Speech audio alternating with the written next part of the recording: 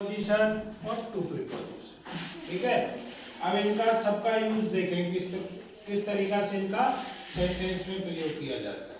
ठीक, इन front of ये तीनों शब्द है ना, इन फ्रंट और ऑफ ये तीनों मिलाकर के एक शब्द है, ये ध्यान रखना।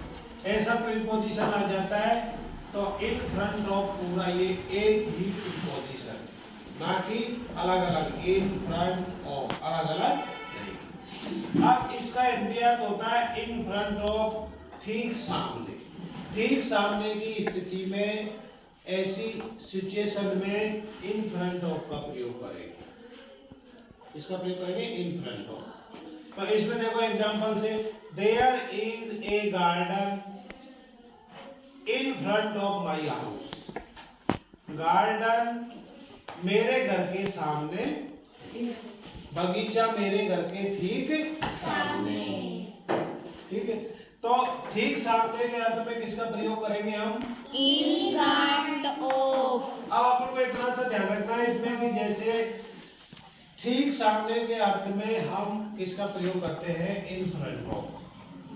अगर ऑप्शन में आपको इन फ्रंट ऑफ दे रखा है और इस प्रकार का सेंटेंस आ जाता है तो आपको किसका प्रयोग करना है? इन फ्रंट ऑफ। ठीक है, अब ये इन फ्रंट ऑफ का आपका कंप्लीट है। अब इसी प्रकार से ये आगे देखेंगे बिहाइंड। बिहाइंड प्रीपोजिशन है, इसका इंडिया देंगे हम साधारण भाषा में। तो देखो इसका अर्थ होता है पीछे या के पीछे। ठीक है, ये दो अर्थ निकलते हैं, पीछे या के पीछे। अब इसका दो प्रकार से प्रयोग करते हैं, एट द बैक ऑफ और बिहाइंड द टाइम। मतलब एट द बैक ऑफ पीछे और बिहाइंड द टाइम, इसका अर्थ भी पीछे, लेकिन ये समय के पीछे और ये किसी भी वस्तु पीछे, इसके अर्थ में किसका प्रयोग होगा? बिहाइंड। अब देखो एग्जांपल से देखो, the house is behind the family. मेरा घर इस परिवार के पीछे। ठीक है, मतलब मेरा घर इस परिवार के पीछे। मतलब जैसे कि अपने कोई घर में बड़े आदमी जैसे दादा है ना, अपने पिताजी, तो अपन कहते हैं कि भाई मेरा परिवार के पीछे मेरा घर है, मेरा परिवार के पीछे मेरा घर है। मैं मेरे घर के बारे में कुछ नहीं कहूँगा कि मेरे परिवार के पीछे मेरा घर। तो इस प्रकार के पीछे के अर्थ में हम एक किसका प्रयोग करेंगे? बिहाइंड। अब समय के पीछे के लिए जैसे बिहाइंड द टाइम, समय पीछे के लिए कैसे प्रयोग करेंगे? वो सेंटेंस में the train is behind time.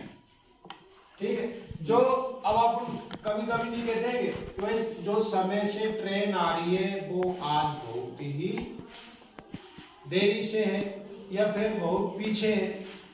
जैसे मान लीजिए कि कोई ट्रेन 10:20 पर आ रही है और ट्रेन आती है कि 11 बजे, मान लीजिए 10:20 बजे गाड़ी हो जाए, तो आपको कहेंगे कि आप तो समय से बहुत पीछे ट्रेन आ रही है। तो ऐसे देखो ये sentence, the train is behind time.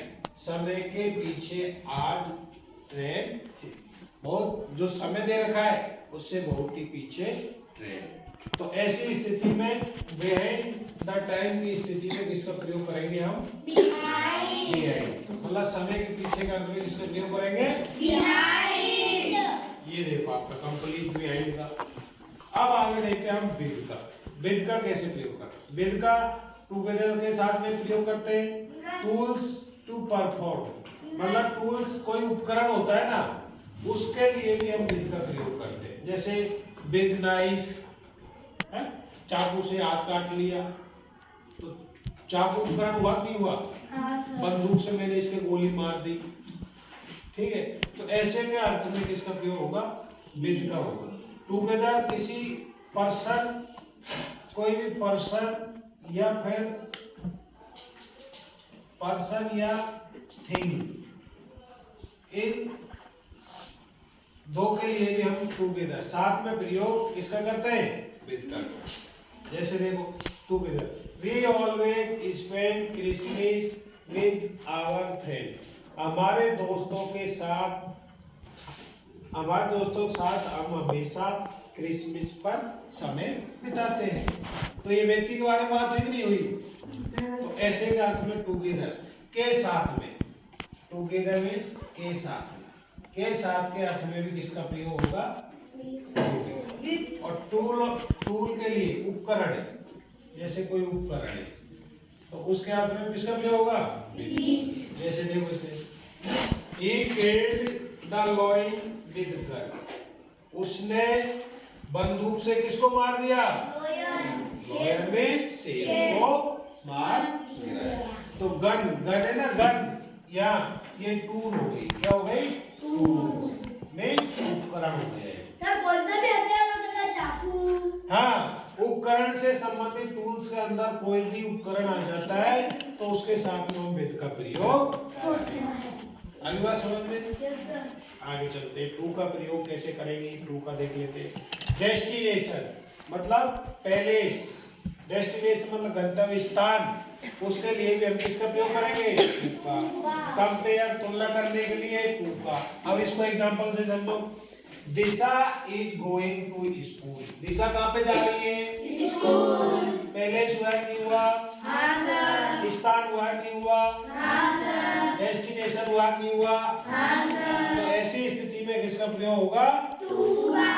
अब जैसे मैं कहूँ कि I am going to school, अब एक एग्जांपल दे लो, I am going to school, ऐसा अपन साधारण बोलते हैं कि बोलते हैं? हाँ सर। तो इसमें क्या हो गया? I am going to school, मैं स्कूल जा रहा हूँ। पैलेस हुआ नहीं हुआ? हाँ सर। जाने का हुआ नहीं हुआ? हाँ सर। तो ऐसी स्थिति में किसका प्रयोग होगा? टू का। आगे देखो, कंपेयर, तुलना करते हैं। तुलना, इसमें तुलना करेंगे तो इसमें देखो दो पर्सन भी हो सकते हैं, ठीक है, दो पर्सन भी हो सकते हैं, दो थिंग भी हो सकती है। थिंग मीन्स वस्तु, दो पर्सन या फिर दो वस्तु भी इसके अंतर्गत तुलना की जा सकती है।